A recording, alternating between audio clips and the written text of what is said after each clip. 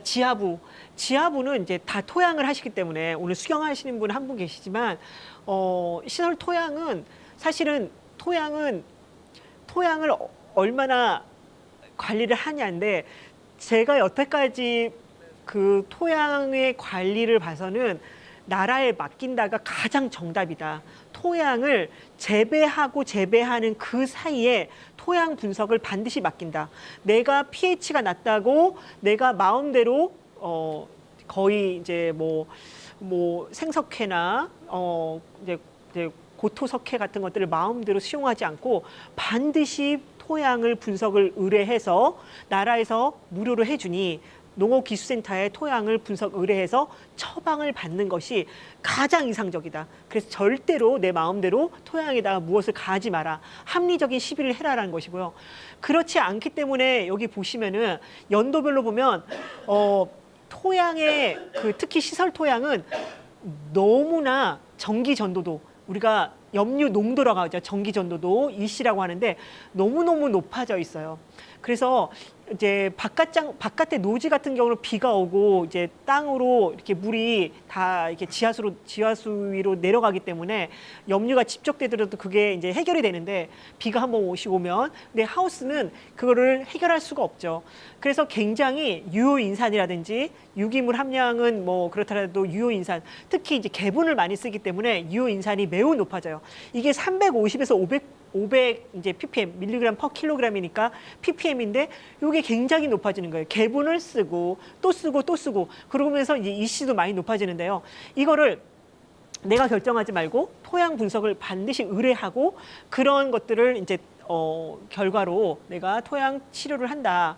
그래서 하우스는 많은 사람들이 연구를 했지만 이제 140종을 이제 하우스에 140개의 토양을 뜨고 노지는 118개를 떠가지고 보니 아무래도 하우스는 항상 EC가 높아요. 염류 농도가 높은 거예요. 왜냐하면 특히 사용하는 비료를 계속 사용하고 다비를 하고 또 한 작물을 계속 이제 여러 번 작형을 이제 여러 번 이제 여러 번 계속 연작을 하기 때문에 매우 이제 높게 되는 거예요. 그래서 이러한 문제들을 이제 어떻게 해결할 것이냐라고 할 때 특히 비료 중에 이제 그 질산태 질소, 요 질산태 질소와 그다음에 칼슘 자체가 요 EC를 높이는 주 원인이에요. 칼슘 비료하고 암모니아태 질소. 요게 이제 칼슘하고 암모니아태 질소 같은 경우는 토양에서 어디서 온 거예요? 이제 유황이나 요소 비료가 토양에서 세균에 의해서 이렇게 변형된 거죠. 암모니아태 질소 형태로 유황이나 요소가 됐지만 토양 내에 있는 박테리아 세균에 의해서 이 질산태 질소로 바뀌거든요. 그러니까 질소 비료를 많이 주기 때문에 이 이제 질산태 질소가 늘어나고 그다음에 칼슘 비료 이런 것들이 염류가 집적된 토양에 보면은 많더라요. 분포가. 자, 이런 문제. 그다음에 여기 보시면은 오이 같은 경우는 수량 감소가 2.5까지는 괜찮은데 염류 농도가 2.5까지는 괜찮은데 EC. 자, EC라는 것이 우리가 총 염류 농도를 얘기합니다. 자, 한번 따라할게요. 전기 전도도. 자, EC가 무엇을 의미하냐면 총 염류 농도를 얘기합니다. 이 염류라는 거 하는 거는 양이온, 음이온을 얘기합니다.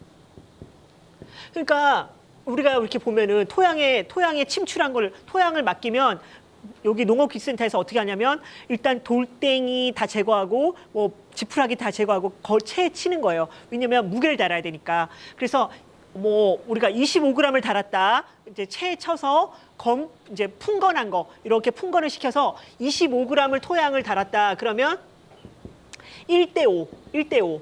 자 25g을 달았다. 그러면 물을 이제 5배 정도로 이제 물을 채운 다음에 이제 침출을 해요. 이제 침출을 해가지고 물도 침출하는 방법이 있지만 또한 요렇게 치환되게끔 토양의 입자에 있는 것들을 꺼내는 방법도 있어요. 그래서 침출을 해가지고 요게 토양 용액이에요. 그러면 용액에다가 EC 메터기를 이렇게 꽂아요. 20m기를 꽂으면은 이렇게 꽂으면은 여기에 플러스 이온, 마이너스 이온, 플러스 이온, 마이너스 이온들이 있기 때문에 여기 안에서 플러스 이온, 마이너스 이온은 전기를 통하게 돼 있죠. 전기가 통하면은 어떻게 돼요? 플러스 이온, 마이너스 이온이 많으면 전기가 통하니까 그러면은 염류가 많구나라는 걸로 표현을 하는 거예요. 근데 전기가 잘 통하면 저항은 어떻게 돼요? 저항은 줄어들죠. 그래서 이 기계가 이 전기가 잘 통하는 거를 저항의 역수로 나타내요. 저항은 전기가 잘 통하는 거 반대죠. 그래서 전기가 잘 통하네, 양이온, 음이온이 많네, 전기가 잘 통하네, 이거를 저항이 낮아지면서 그 저항의 역수로 표현을 해요. 그래서 저항이 뭐예요? 오음이죠. 이 오음의 역수. 그래서 오음, 이 오음의 역수. 그래서 이 저항의 역수로 표현을 해서 이 만약에 이제 오음, 근데 이 오음을 역수인데 이렇게 말을 쓰는 것보다 마이너스 2를 제거하면 모호가 돼요. 모호가 되고 이 모에서 토양 용액이 너무 염류 농도가 그렇게 높지 않으니까 밀리를 하나 더 붙여요. 그래서 밀리모라는 단위를 쓰는데 이게 저항의 역수가 됩니다. 근데 밀리모를 이제는 시멘스 단위를 써요. 시멘스. 그래서 우리가 밀리시멘스 퍼 마이너스 1, 밀리시멘스 퍼 이제 센티미터 또는 데시 시멘스 퍼 메타. 이 밀리모라는 단위를 이제 시멘스로 바꿔서 요 프로브 두 개 사이에 1cm의 20m기 1cm 요 프로브가 두 개거든요. 이 1cm 간극 안에 들어오는 플러스 이온과 마이너스 이온이 많았을 때 그것들을 저항의 역수를 표현하는 밀리시멘스 퍼 센티미터 1cm 안에 들어오는 양이온과 음이온의 농도를 표현하는 거예요. 총 염류 농도를. 그래서 어떤 이온이 얼만큼 있는지는 모르나 총 염류 농도를 알 수가 있다. 그랬을 때 이거를 밀리시멘스 퍼 센티미터 또는 데시시멘스 퍼 메터로 표현을 하는데 이게 자 여기서 데시시멘스 퍼 메타 또는 밀리시멘스 퍼 센티미터라고 하는데 여기에 오이가 수량이 감소되는 게 10% 감소되는 게 3.3, 4.4. 우리가 보통 토양은 0에서 한 2.0 데시시멘스 퍼 메타를 씁니다. 이 정도 범위면 적합하다라고 하는데 2.5를 넘어서 3.3 넘어가는 토양, 4.4 넘어가는 보통 3.5를 넘어가는 토양을 따라할게요. 염류 집적 토양. 예, 염류 집적 토양이 되면서 이렇게 수량이 감소하게 돼 있습니다. 그래서 이러한 것들을 방지하기 위해서 토양에다가 뭔가 비료를 다시 처리하기보다는 분석을 해서 그것들을 이제 처리를 해야 되고 만약에 이미 너무 높아진 것을 어떻게 하느냐? 우리가 물로 씻어내는 방법, 객토를 하는 방법, 유기물을 섞는 방법, 유기물 볏짚 같은 것들을 섞으면 도대체 왜 이 씨가 내려가나요? 볏짚을 섞으면 왜 이 씨가 내려가나요? 예, 볏짚을 넣으면 그게 유기물이잖아요. 유기물과 토양이 이렇게 섞여 있으면은 유기물 왜 볏짚 같은 데가 분해되면 어떻게 돼요? 단백질, 아미노산은 분해되죠. 그러면은 그 아미노산 같이 끈끈한 것들이 토양에 이렇게 생기게 돼요. 그 유기물하고 섞으면. 그러면은 염류가 많았던 그 염들이 거기에 붙어버려요. 유기물과 토양에 결합된 그런 곳에 붙어 있어요. 그러면은 토양 용액에 영향을 안 주겠죠. 뿌리가 물 그냥 충분히 먹어도 그렇게 토양 용액에 영향을 주지 않고 유기물과 토양의 입자에 그렇게 붙어버려요. 콜로이드처럼. 그런 것들, 그런 방식으로 염을 낮추게 된다. 자, 객토, 심경, 유기물 시용인데 이런 건 너무나 많이 있는데 자, 이런 것들을 머리로 이해하지만 한번 다시 데이터로 보시면은 자, 이렇게 해서 배가수원에서 토양을 심경한 것과 유기물 시용이 이제 신수 품종의 뿌리 발달에 미치는 영향이라고 했는데 심경하고 유기물 시용했을 때 이렇게 이제 뿌리가 굉장히 이제 많이 있는 것을 볼 수가 있어요. 자, 이렇게 심경을 한다는 거는 뭘까요? 유기물을 시용하는 거는 그렇게 염류를 좀 낮추고 하는데 심경을 한다는 거는 심경, 그렇죠? 그렇죠. 토양의 어떤 뭔가 뿌리를 잘 발달시키지 못하는 것들을 제거하고 그런 이유겠죠. 그래서 유기물 시용하는 것들은 아까 말한 대로 염류가 집적된 토양이라든지 이런 데서 따로 토양 용액에서 분리시킬 수 있다, 염류를. 그런 이유고, 이런 것들을 질산태지수 농도를 몰라도 이씨만 봐도 어느 정도인지를 안다는 거예요. 이게 바로 그런 얘기인데, 이씨 3, 4가 되면 얼추 200이 넘는 그런 질산태 지수가 있다라는 거예요. 그래서 합리적인 시비, 여기 흑토람 아시죠? 여러분 지번만 치면, 토양의 데이터가 다 나옵니다. 그런데 토양 분석을 무료로 해주는, 국가가 무료로 해주는 이유가 뭐예요? 여기다 올리려고 하는 거잖아요. 그래서 전 국토의 분석화, 그래서 다 알 수가 있어요. 그래서 반드시 분석을 맡겨서 거기에 처방대로 한다라는 것이 중요하고요. 그다음에 이런 피복물 제거해서 물을 이제 비가 오도록 하고, 담수 처리, 이 물을 얼마큼 줘야 1제곱미터당 200에서 400리터 물을 줘가지고 계속 씻어내리는 거예요. 그리고 청소작물 재배, 이거는 여러분 녹비작물이에요. 녹비작물은 잘 보세요. 토양에 있을 때는 화학비료예요, 염류가. 그쵸? 근데 식물이 그걸 흡수하는 순간 어떻게 돼요? 질소는 식물체에 들어가서 단백질이 되고, 칼슘은 세포벽의 구성이 되고 동화되는 거예요. 토양에 있는 화학비료가 녹비작물을 기르는 순간 녹비작물 안에 뭘로 된다? 유기화되는 거예요. 유기물로 변해버리는 거예요. 토양에 있을 때는 화학비료, 염류, 그쵸? 토양을 망치는 화학비료. 그런데 식물이 먹었을 때는, 녹비작물이 먹었을 때는 갑자기 질소가 뭘로 된다? 아미노산 단백질로 변하고, 칼슘은 세포 구성이 되고, 마그네슘은 엽록소의 구성 성분이 되고. 그걸 다시 이렇게 넣으면 분해가 다시 돼. 분해가 되는 거니까. 그렇죠. 그래서 토양으로 보면은 염류가 제거되고, 또 녹비작물로 다시 들어가면은 어떻게 돼요? 단백질, 아미노산, 유기태질소, 암모니아태질소, 이런 식으로 분해가 되는 거예요, 천천히. 그래서 이런 청소작물이라고 하는 녹비작물을 재배하는 것이 상당히 도움이 된다. 이거는 이제 객토 얘기인데요. 객토를 했을 때 객토가 상당히 비용도 많이 들고, 이거 객토하는데 상당히 비용이 많이 들죠.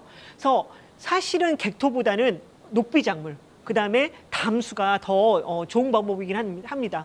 그래서 객토를 안 하는 것보다는 이제 객토를 한 것이, 더 많이 한 것이 50cm, 30cm, 10cm, 10cm보다는 30cm가 그렇고, 그다음에 50cm인데, 요거 50cm를 객토한다는 건, 이거는 어마어마한 이제 비용이 드는 것이죠. 그래서 이제 이거는 이제 담수 처리를 한 것입니다. 이제 담수 처리를 요거는 이제 담수 처리를 했는데, 담수 처리를 한 다음에도 이제 이 씨가 상당히 내려가는 걸 알 수가 있는데, 여러분 담수 처리할 때 하우스 내에서 문제가 뭐냐면, 지하 수위가 이제 높은 경우 물이 다시 차올라요. 그게 문제예요. 물을 충분히 주고 이게 내리면 좋은데, 만약에 이제 지하 수위가 낮지 않고 높은 경우는 다시 물이 올라오잖아요. 그렇죠? 차 올라오잖아요. 그게 문제죠. 그런 집은 이걸 할 수가 없어요. 지하 수위가 이제 물 배수가 잘 되는 집이 아니면 물을 충분히 줘서 염류를 빼 나갔다가도, 그렇죠, 다시 올라오는 경우는 이런 처리를 할 수가 없습니다. 그래서 이제 제염작물을 사용하는데, 이러한 이제 콩가작물 같은 것들 사용할 수가 있고, 이 씨가 이제 상당히 낮아지는 것을 알 수가 있습니다.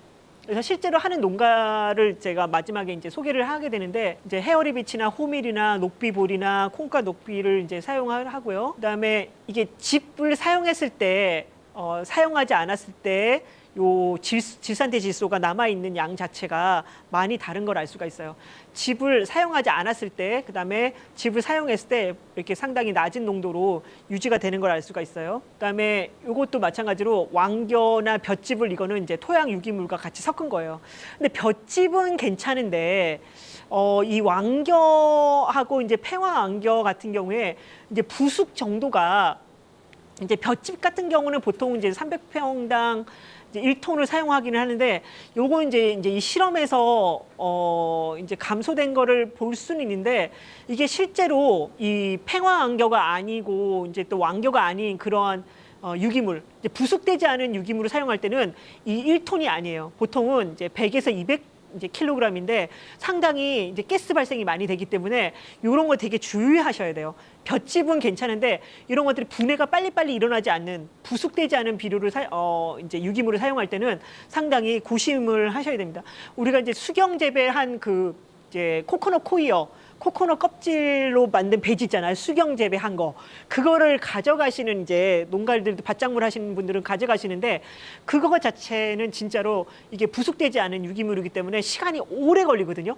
그런데 이제 이거를 볏짚처럼 1톤을 사용하면 이제 큰일 나는 거죠. 보통은 이제 300평당 100kg, 많으면 200kg 그 정도만 사용하시면 왜냐면 분해하는데 시간이 오래 걸리기 때문에 이제 이런 것들 주의하셔서 하셔야 되고 예, 그래서 여기 보면은 처리 비용 추산을 보면 객토나 환토나 이런 암거배수 이런 것들은 이제 상당히 돈도 많이 들고 이제 암거배수 할 때 유공 파이프로 심어야 되잖아요. 이런 것들도 또 이제 하는데 이 담수 재배가 저렴하고 좋기는 하나 이제 이게 이제 벼 재배 후 베어내기 이거 실제로 하시는 분 계세요. 이제 오이 그 점촌에 하시는 분 계시는데 이게 이제 굉장히 이제 노동력으로 보면 상당히 이제 힘들죠. 힘들어서 그렇기는 한데 이게 벼 재배를 한다는 것 자체가 작기 재배 사이에 어려운 일이죠. 그래서 요게 이제 녹비작물을 단순히 녹비작물 호밀 또는 그라스 종류들 것들을 사용해서 갈아엎는 거 그 정도가 네, 예? 예, 호밀 재배 후 걷어내기. 이게 사실은 같이 갈아엎어야 되거든요. 예, 호밀 재배 후 걷어내기. 근데 사실은 이게 이제 녹비 재배를 해서 그냥 걷어내시는 거예요. 근데 원래는 갈아엎으시는 분이 계시거든요. 예, 예. 저거는 그냥 염류만 제거하고 걷어내시는 거예요. 염류가 재가 다 흡수했으니까 재를 걷어내시는 건데 원래는 이렇게 예, 같이. 근데 이 잘게 이게 경운을 하는데 보통은 잘게 이렇게 자르시는 분들이 계세요. 사실은 그게 더 좋긴 하거든요. 가스 발생이나 이런 것들에 있어서. 근데 이제 제가 소개하는 거기는 지금 이제 라이그라스 같은 거 해가지고 이제 한 3m 정도 높이에서 이렇게 종자 이렇게 이삭 팰 때 갈아엎으세요. 그렇게 해서 하시는 분들도 계시는데 이거는 걷어내기는 그냥 염류를 식물이 다 흡수했으니까 그냥 걷어내시는 거예요.